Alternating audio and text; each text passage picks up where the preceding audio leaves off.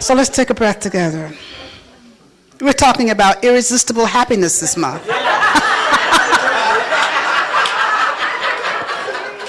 Irresistible happiness is what we're talking about. And for us to be available and open to irresistible happiness finding us. And so that's where we are today. Our theme for today is the way of giving. Our topic for today is the way of giving. And as I was sitting there, just listening to the music, all I could hear was, God is the gift and God is the giver. God is the gift and God is the giver. And to the degree that we can connect with and be available to and be open to God, we become the gift and the giver. And as we are in that place of receiving and giving and giving and receiving and setting that divine law of circulation in motion, then we are in that place of being open to and available to irresistible happiness. And happiness, if you remember from last week, was defined as the feeling, the abiding feeling of contentment, capability, and centeredness. The deep and abiding feeling of, what did I say? Of contentment, of capability, and centeredness. The 3 C's of happiness. Ernest Holmes says that happiness is a consciousness of the goodness of God. The consciousness of the goodness of God is what happiness is.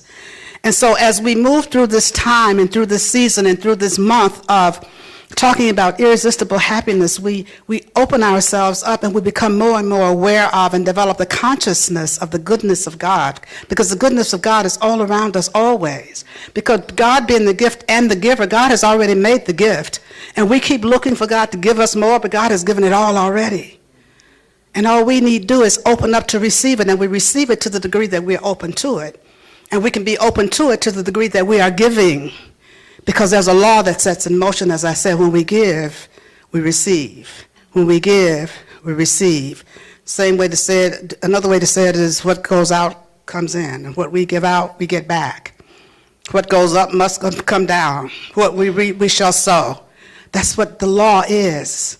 As you give, so shall you receive.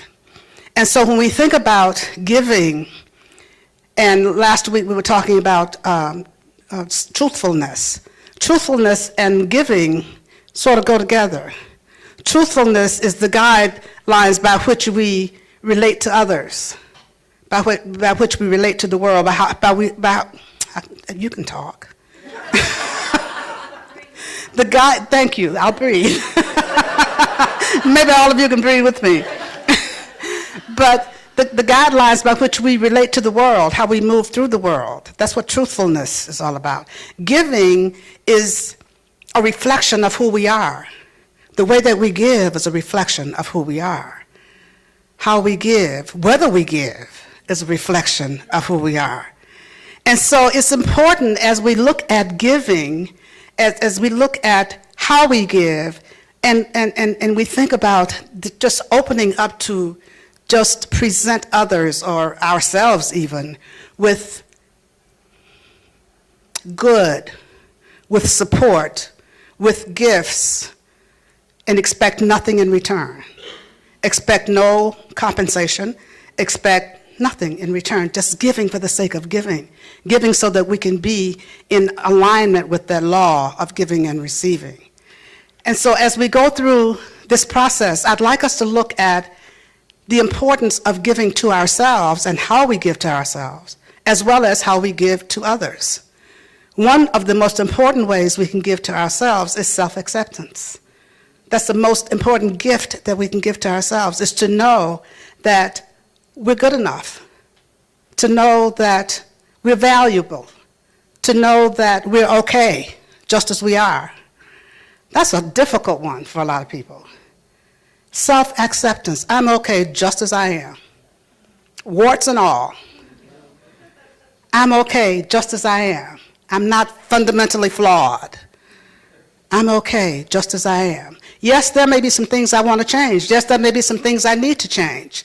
But at my core, I am whole, I am perfect, I am complete because I am made in the image and likeness and out of pure spirit itself. And so when we come to know the truth of our being, when we come to know the truth that I'm okay just as I am, I'm okay just as I am, and I start to give that gift to myself, that gift of self-acceptance, guess what? The world begins to accept us more. The world begins to accept us more. But we have to give that gift to ourselves first. So giving the gift of self-acceptance to myself opens me up to receive the gift of acceptance. How powerful is that? That's how the law works. Everything starts with us. Everything starts with me. Everything starts with me. So when I give to myself, then you give to me. It's just that simple. It's not easy. It's not always easy to do that. It's not always easy to give to ourselves. But when we start to practice that, when we start to stay in the moment, when we start to pay attention to the chatter that's going on in our heads, the conversations that we're having in our heads, when we start to pay attention to all that, we can take a breath, we can step back, and we can say, I'm okay, just as I am. I'm okay. This is something I need to change. This is something I'm going to change. And this is how we get to the place where we open up and begin to be in that place of irresistible happiness. I'm happy with me just the way I am. I'm happy with me today just the way I am. And begin to really feel that irresistible happiness. When we do that, then we start to recognize the value of what we have to give. And we can stop asking the question, or making the statement, well, I don't have anything to give, or what I have is of such little value, or I don't know the other people very well, or whatever the case may be. But when we are doing that, we are diminishing the value of our gifts. We're not really encouraging ourselves to have the self-esteem to know that our gifts have value, whatever they are. Our gifts have value, whatever they are. And our gifts may be advice to somebody. It may be a listening ear. It may be an open heart. It may be personal acts of kindness. It may be gifts of money, gifts of things, gifts of material things, support in any kind of way. All of these things have value because we are the gift and we are the giver. And so long as we are giving, then we are opening up to receive. And when we receive, those are the gifts that come back to us. Sufi master Hafiz has a poem that's called So Many Gifts. So many gifts. There are so many gifts still unopened from your birthday. There are so many gifts from God. There are so many gifts still unopened from your birthday. There are so many gifts that were sent to you from God. There are so many gifts still unopened from our birthday. There are so many gifts, so many unopened presents sent to us by God. You know, giving is a way to receive those gifts, to open those gifts. When we start to give, then the gift that was given to us at our birthday, we can start to receive because we open the door to that. We open the door. We open the door for the receiving. We open the door for it to come back to us. But we have to know the value first. We have to recognize that there is value in everything we do, everything that we have. And then we set our intention to be givers. We set our intention to give. We have to be willing to do that. We have to be willing to give with an open mind, an open heart, an open hand. And so often we walk around with our fists closed, our hands closed, our hearts closed, particularly when it comes to money. Let's take a breath. Particularly when it comes to money, afraid to give, afraid to tithe, afraid to give too much. Oh, that's too much, afraid that I won't have enough. And we walk around with our hands closed, and when our hands are closed, guess what? Nothing can come in. Nothing can come in because we're walking around with our hands closed. But when we open our hearts, we open our minds, we open our hands, then our entire being is open to the possibility of receiving. And the promise is, as you give, so shall you receive. And the promise also is that as you give, it will be returned to you multiplied. Multiplied. Multiplied. I was reading something the other night that said, suppose your bank sent you a letter telling you that every time you make a deposit, it would make every time you write a check, it would put extra money into your bank account. Every time you write a check, the bank will put extra money into your bank account. Think about that. Every time you write a check, there's extra money that's going into your bank account. How much would you withhold writing checks? How many times a day would you write a check? How many times would we write checks? We'd be ordering new checks all the time because we'd be constantly writing, constantly writing. But you know, that's the promise. That as you give, so shall you receive, and it shall be returned to you multiplied. So God has promised us, as we give, it will be returned to us multiplied. That's the same thing as if the bank says, as you write a check, I'll put more money, we'll put more money into your bank account. How easy would it be for us to trust that if we got that letter from the bank? And then it happened. How easy would it be, and how easy is it, I ask, is it for us, even though we give and we see the return, we see the fruits of our giving coming back to us over and over, there's still that fear that we have. There's still that necessity that we have to hold back. There's still that, I might not have enough. Oh, I got that bill to pay. Just something. You know, those little sounds that we make. And sometimes that's how we really hold our breath as we're writing a check, and as we're giving, and as we are giving, and as we're giving. But when we can open up, when we can open our hearts and open our minds and open our hands, then miracles can happen in our lives. When we get into that place of being the gift and the giver, because we know that we're giving from that place of the wellspring of resources. We're giving from that place of unlimited resources. We're giving from that place of unlimited supply. We're giving from that place of the allness and the fullness of God that is unlimited. And that is what's so important for us to experience irresistible happiness, because we open ourselves up to the unlimitedness of God.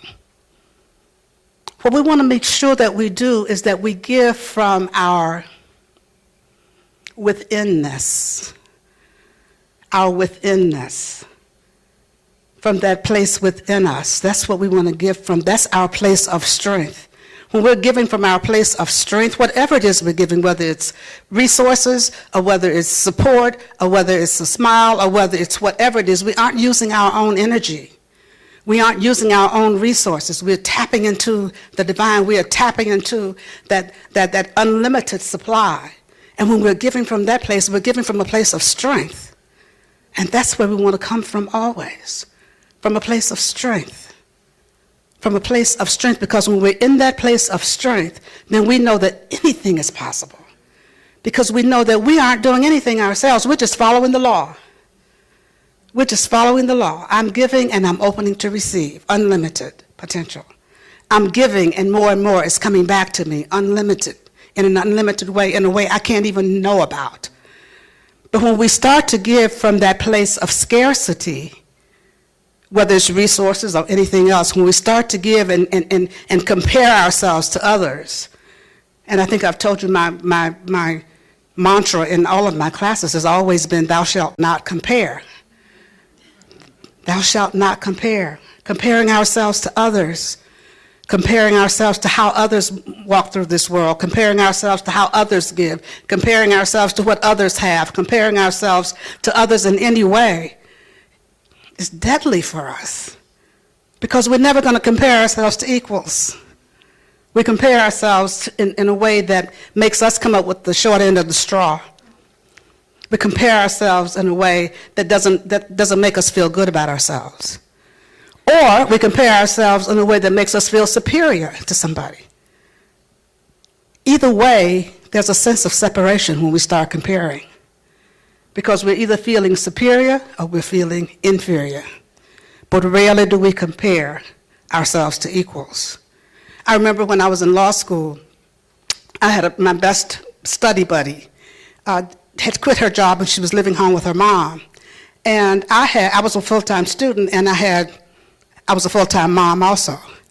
And I couldn't study until 10 o'clock at night because I had to work, and I had my daughter, and I had all things I had to do. So my study time was from 10 o'clock at night to 2 in the morning. And I used to always compare myself to my friend because she could study all day, and she did never seem to be stressed out, and she was just having a great time in law school. And I was having a great time, but I was really, really, really busy because I worked full-time. I was a full-time mom, and I was a full-time student. And it was really tough that first year. And I used to compare myself to her all the time. And my friend, who later became my law partner, said, never compare yourself with somebody unless you're comparing yourself with equals. He said, she's not an equal. If she had how many children does she have? How many jobs does she have? How much does she work? When you start to compare yourself and look at if she has a child and you have a child, and she had a job and you have a job, and all these other things, then you compare yourself. But there's no comparison when you're not comparing yourself with equals. And that was really, really beneficial to me. That really stopped me from doing that, because she did have things, what appeared to me to be a lot easier than I did at that time. And I finally stopped comparing myself to her. I finally realized she was living her life the way she was living her life, and I was living my life the way I had chosen to live mine. Neither one was better than the other, they were just different. And once I stopped doing that, it was a lot easier for me to live my life and to do school and parenting and all that the way that I had to do it at that time. And that's what I'm saying to you. Don't compare. Thou shalt not compare. Thou shalt not compare unless every little detail is equal. And you can't know that. You can't know that because, whenever we're comparing our insides to somebody else's outside. Whenever we're comparing our insides to somebody else's outside. We can't know whether they're equal. And that is so unfair to ourselves. So we're not giving the best to ourselves when we're in that place of comparison. So just being in a place where we have wonderful self-esteem, in that place where we give the best gifts to ourselves, in that place where we give the best gifts to others, in that place where we have the open heart, in that place where we have the open mind, in that place where we have open hands always to give and to receive, in that place where when we set that law in motion, we just stand back and see the salvation of the Lord. When we set that law in motion, we stand back and just watch how God responds, how the universe responds. When we set that law in motion, as we give, so shall we receive. When we set that law in motion, as we give, so shall we receive. When we set our intention to give, when we set our intention to be happy, when we set our intention to be happy because we know that giving takes us to irresistible happiness, when we set our intention for that, and our intention along with our willingness to give, our intention along with our openness to giving, is what keeps leading us right down that path, so that we can claim that all that the Father hath is mine. All that the Father hath is mine.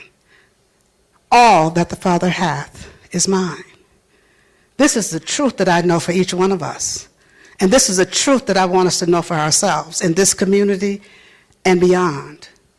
That all that the Father hath is mine. So I open up and I allow myself to be connected always with that allness and that fullness that is God. I allow myself to be in that place of knowing that this and so much more is mine now, because all that the Father hath is mine. Because I believe in that law of giving and receiving. I practice that law of giving and receiving. And as I do that, look out, irresistible happiness. Look out, irresistible happiness. Look out, irresistible happiness in all of our lives. in all of our lives, in this entire planet, because it all starts with me. And so I invite you today to take a breath. I invite you to open up to the way of giving. I invite you to make it a point, starting right now, to give something to everyone you meet. Give something to everyone you meet. Only you know what that can be. Give something to everyone you meet.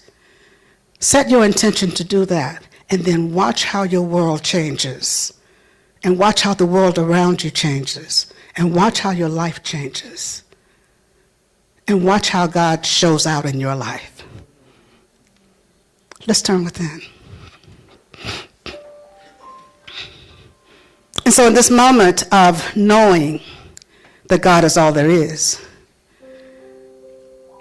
in this moment of knowing that there's only one power and one presence and one mind, in this moment of knowing that there's only one gift and one giver,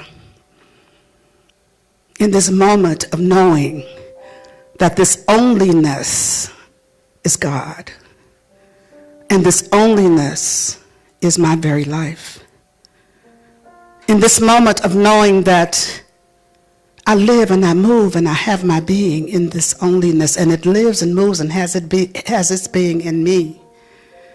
In this moment of knowing this truth, I speak the word for each of us. I speak the word for each of us. Just knowing that we are each made in the image and likeness and out of pure spirit itself, that God has already given itself unto us.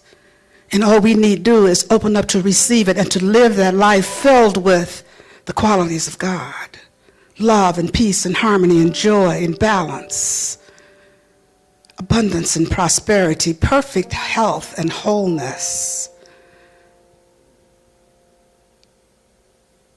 These are the gifts that the giver gives us always.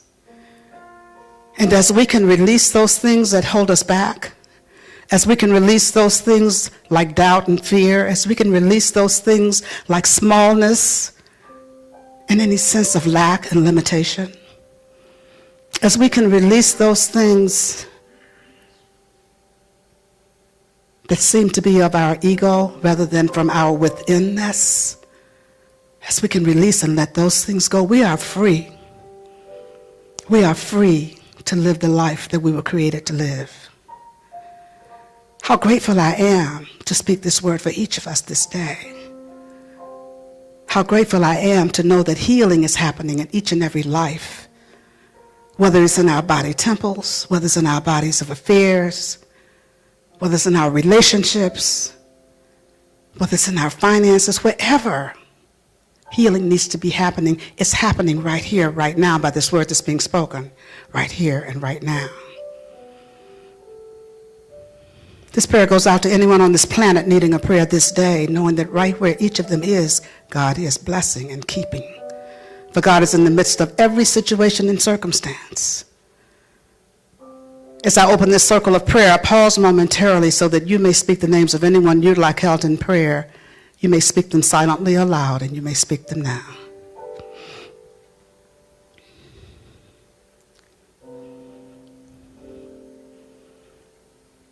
And so for all those whose names were spoken here this day, I know that God is right where each of them is.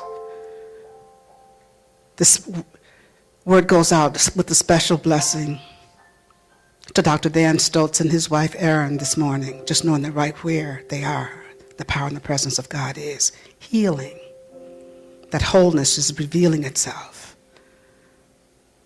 I'm knowing indeed that all is well. Everywhere, for God is everywhere. No matter what the appearance may be, God is in the midst of it all.